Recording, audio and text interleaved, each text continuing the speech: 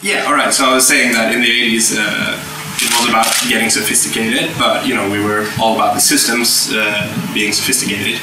So complex systems and like deep mathematical things were ruling, and Rolemaster was like the state of the art. Has anyone played Rolemaster?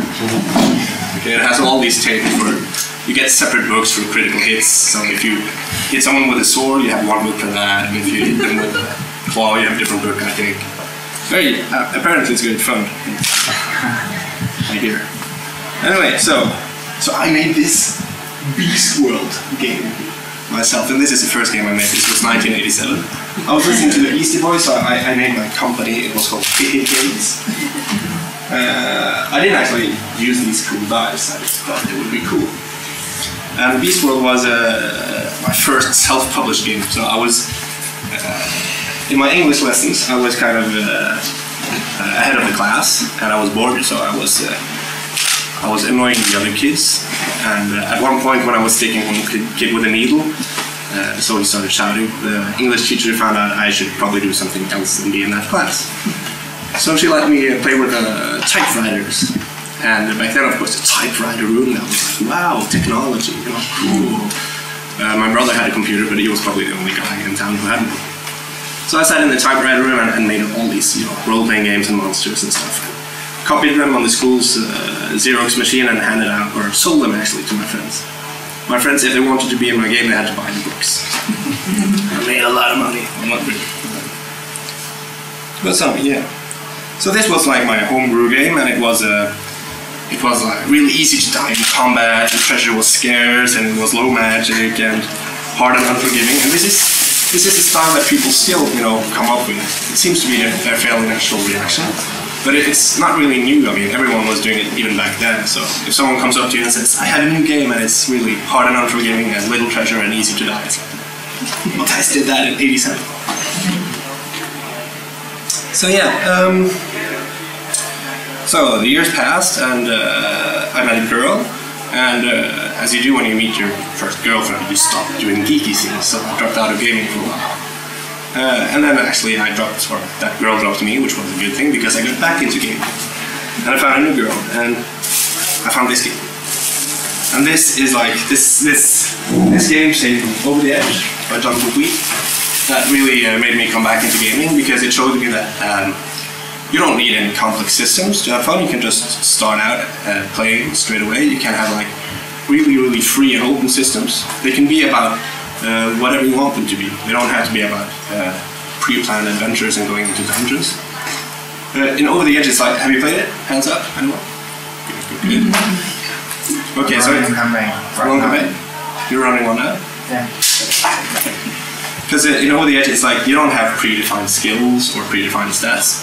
You define for yourself 3 or 4 traits. So you can be like tourist, for instance. And if you're a tourist, then of course you can decide that you're really good at using cameras and getting lost in cities and getting into trouble, whatever you want to do that fits in the tourist trait. You roll dice and then you can do it.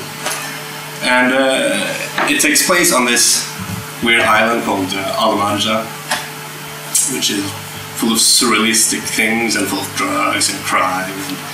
And the game is also full of political satire, so it really hit me where I was at the time, because I was like, I think I was 19 or something, and I was living in a house with a bunch of other teenagers, and we were, you know, getting drunk and doing drugs and partying and getting girls and all these things.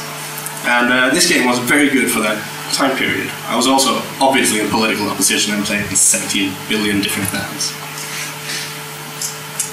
So games can sometimes pick up the spirit of the time, or a specific subculture, and we were talking about that. I think Vampire also did that very consciously at a later date. And when that happens, it makes the game feel like it's made for you, like it's really personal, and that's a magical thing when that happens. And then sometimes it works the other way around. Sometimes you actually make games because of where you are. You take your own situation or your own whatever you're thinking about and make that into a game. So that happened with my first big published game called Tracon. Because I was living in Australia at the time. I lived there for a year. It was my honeymoon with my wife. And during that time, a Norwegian game designer, Thomas Mørkrid, who I've talked about before, if you heard my earlier talks, I always say he's great and he's great. He had this scholarship program. He got some money from the state to give to budding game designers. So if you want to design a game, you could, send him an email and ask for money. And he handed out quite, money to a lot of people. 10,000 kroners, I think, which is 1,200 euros about. Which is, a fairly good sum for not having designed a game. So I decided, of course, I want some money like that, and I want to design a real big game. So this was like my big test, if I can make a game. But since I was in Australia, I was pretty homesick. So sometimes I was out surfing and doing these things, but then sometimes I would go into the city and sit in the cellars, in these especially air-conditioned rooms with the really old books, and get... my favorite was a German geologist who was traveling to Norway in the 1800s. So this is a book I would normally not read, but it was full of like perfect descriptions of Norway. So yeah, so I think this actually happened because I was so far away from home, and I wanted to like identify with Norwegian culture a bit. And yeah, I'm not going to go into a big thing about culture, but I think that the fairy tales of whatever place you come from are probably the best indication of a deep old culture, for me at least. So reading all these old stories, I did a lot of research and read a lot of old tales, and I saw how horrible they are. If you compare what people do in movies or role-playing games today, it's nothing, because you don't normally in a story you don't have like cannibals eating children or making them grow fat so they can eat them even more succulently, and you don't have people carving. Yeah, she doesn't understand. Carving pieces of flesh out of the backs of whoever doesn't manage to get the princess. And you don't take your mother-in-law and put her in a barrel full of spikes and roll her down a hill and all these things. So when I'm reading these tales to my kids, it feels really subversive. Anyway, yeah, I think kids need gruesomeness, by the way. So, yeah, I was at this point. There was not a really good design environment in Norway. We were all people, making games in different cities, and a lot of people who are making games today hadn't started back then. But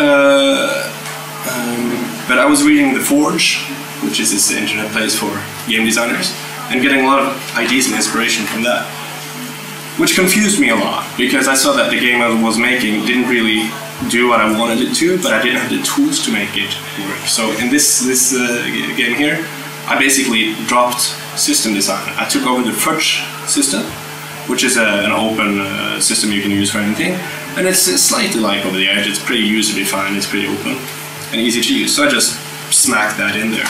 And as a magic system, I didn't even test it before publishing it. I don't know if people use a magic system. So setting-wise, it's cool. I love the game. System-wise, I would do everything completely different. And at the time of publication, I realized this. So it was kind of hard to like let it go, because you always want to make it better. A game is never ever finished. Even when it's in a hardcover like this, it doesn't feel finished. I still want to go back and redo this, and I've done that many times as well. So yeah. So I threw out all the weird ideas I had on the way because I didn't get them to work, and I realized later, or right now, I'm not about killing darlings, I'm about keeping the darlings. Do not throw out the weird shit, keep the weird shit, see where it takes you. So it's much more fun that way if you experiment with things and actually have the confidence to just do weird things with your friends for a few days and see if it turns out to be fun. So yeah, but you can do that if you're an indie designer, but not if you get paid, and I'll talk more about that later as well. This was the first scenario for Tracon. It didn't make any money at all. I think the publisher lost money on it. Actually, the publishers in Norway, they're not game publishers. These are like series book publishers. So, which is good, because you get a lot of media exposure and a lot of distribution, but it also means they don't really have any idea how to edit your game, so they don't know what a game is. They can edit the text, but they can't help you with the real game. This one, we got some money from the state for this as well. We got 8,000 kroners to publish it. I received 7,000 from the company, and that's all I ever saw from that. So I never got rich making these games. I would make much more money working at McDonald's. Yeah, I did the numbers once. Scenarios don't seem to sell very well in my experience, but you've been talking about different models for that. So they can probably be made to work, but for us they didn't work. The core book sold much more than these scenarios. You can get them very cheaply in Norway. So yeah. Earlier I was mentioning, should games always be fun? And sometimes they're not. And one hungover morning I got an idea that just didn't get out of my head, which was, hey, let's make a game about the Holocaust. And it seemed like a bad idea at the time, and it probably was. But I bounced the idea around a bit at the Forge first, and people there were like, yeah, we can do serious things with games, so you go do it. So I tried out different models, but I didn't want to go for any like system-heavy things. I wanted to make it less gamey and more experience-like, because I thought if you make it into a game, people will react badly. And it turned out I was right. I tried posting about it on a site called the RPG site, which you should probably never visit there because they hate everything. And they really hate me, and they hate my game, and they hate the Norwegian government for giving me money for making this game. So the game was called, the project was called We All Have Names, because it's all about, all these people who get killed in the war, all the Jews specifically. They were all persons, individuals, each and every one of them.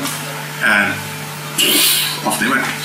So the first game there was called Kristallnacht, which is about the events leading up to the... Have you heard about the Kristallnacht? Mm-hmm. Yeah, okay. So it's when there were like spontaneous rebellions in Germany, where people run around breaking windows of Jewish stores and stuff like that, and beating up Jews. And they were obviously orchestrated, but they tried to make them look spontaneous. So this is about the events leading up to that, political assassination, about what happened later when Jews were deported, and it's a pretty grim game. It's not very in your face, but it is very subtle, and it leaves you very silent after you play it. So it's a good experience. I got it to work, and it made me think a bit.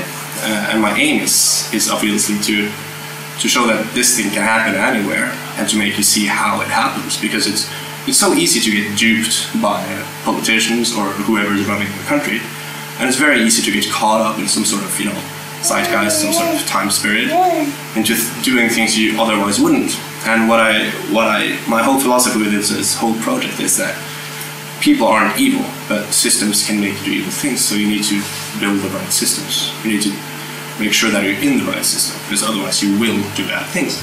It's very easy to do horrible things. The people who designed